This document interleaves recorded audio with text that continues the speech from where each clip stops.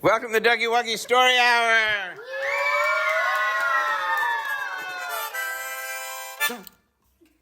Coming to you today from Cole Arts Camp in Oakland, California. Session 8. Let's give it up for Cole Arts Camp Session 8.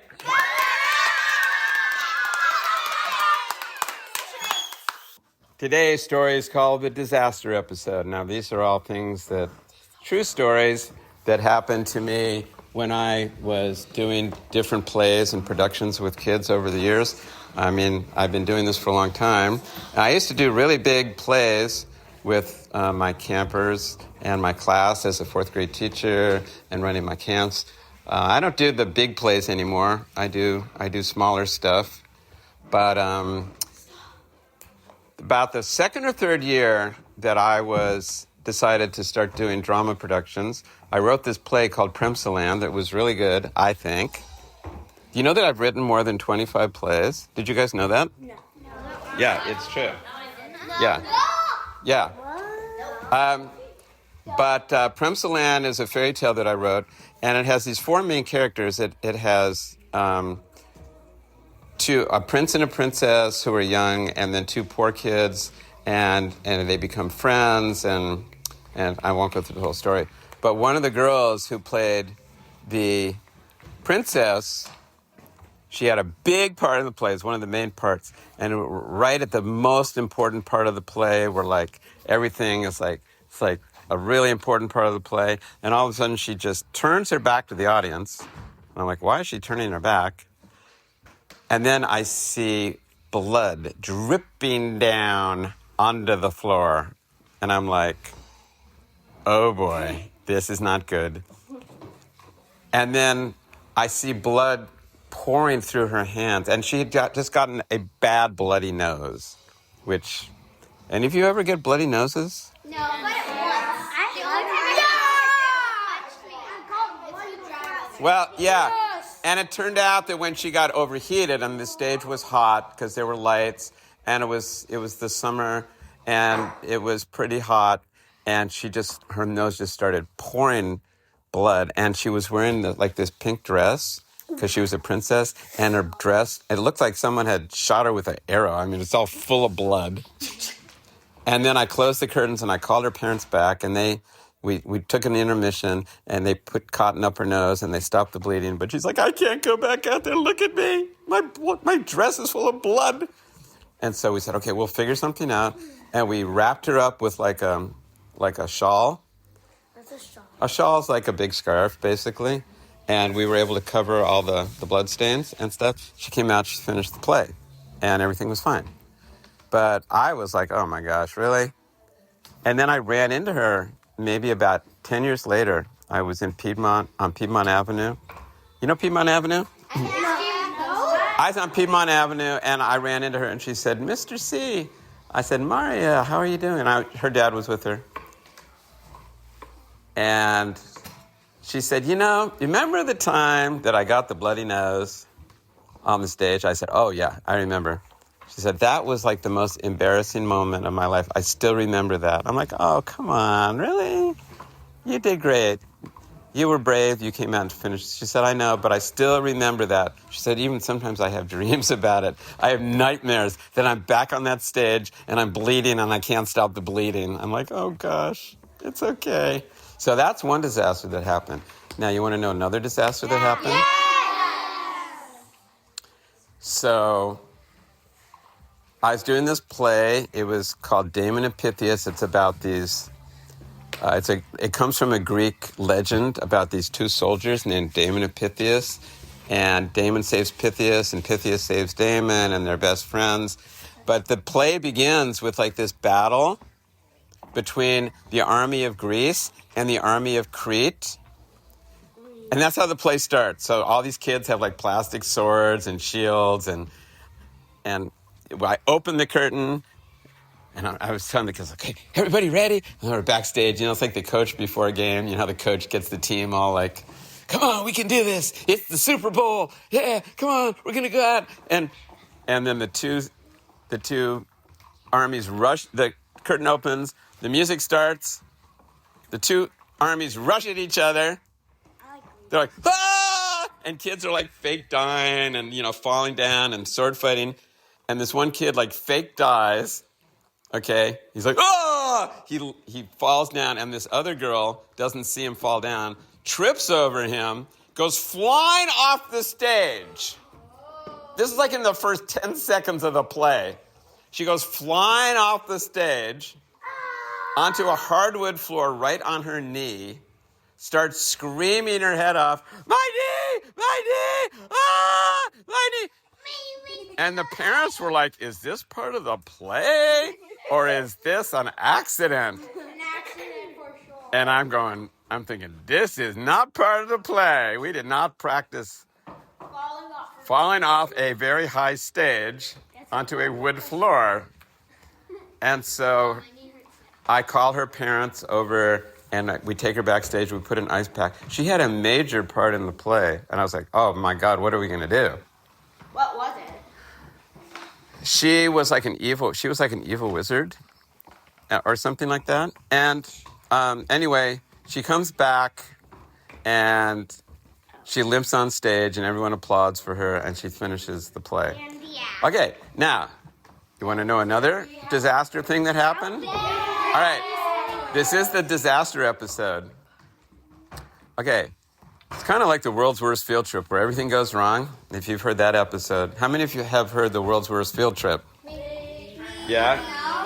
Okay, well, kids at home, if you haven't heard the world's worst field trip, you can listen to that episode. That's where everything went wrong.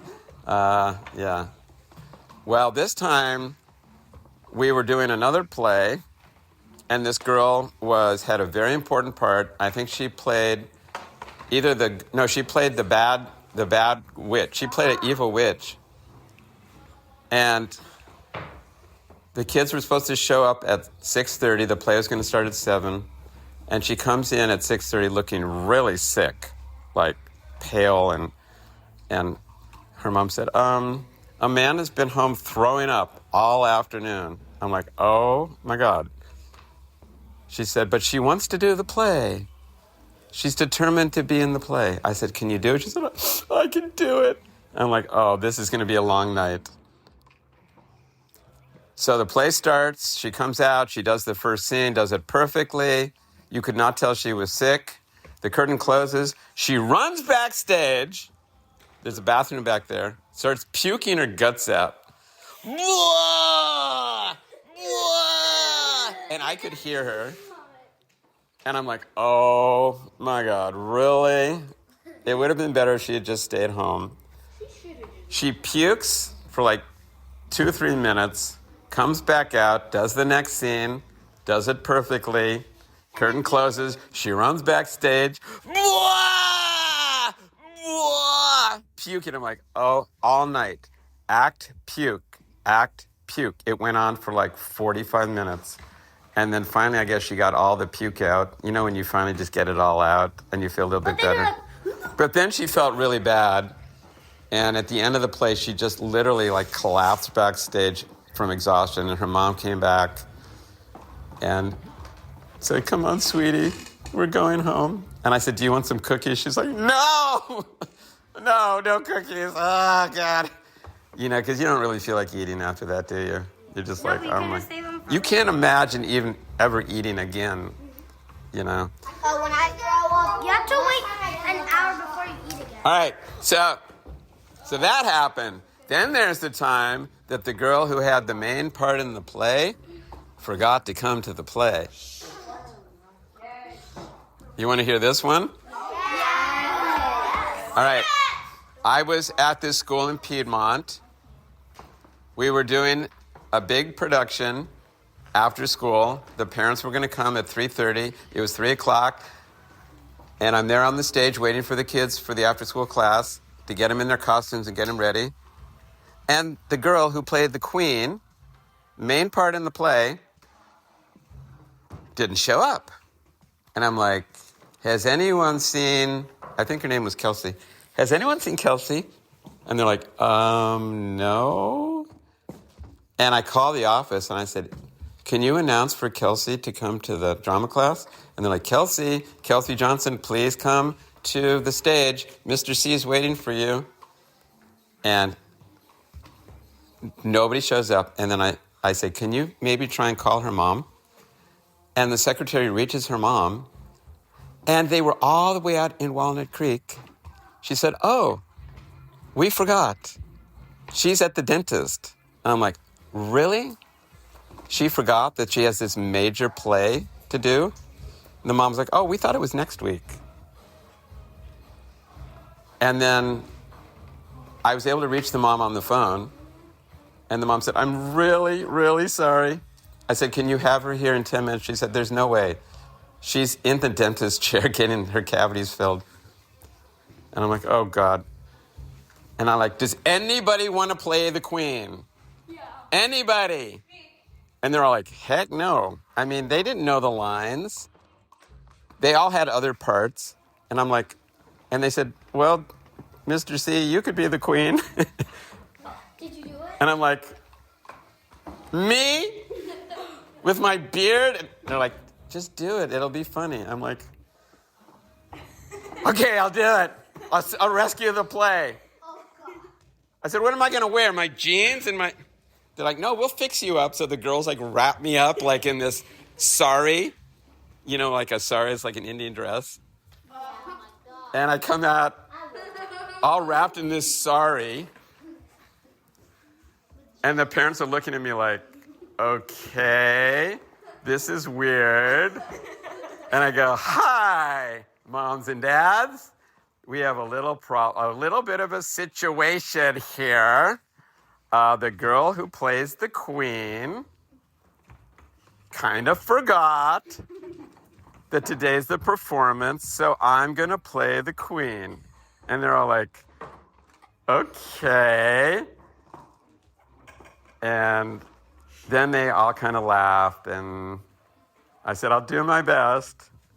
I said, I do know the lines because I wrote the play. And so I went out and I played the Queen, and I think I did a pretty good job, actually. Well, you did it.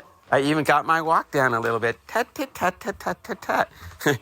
And they all cheered and applauded, and it went off pretty good. But it was stressful.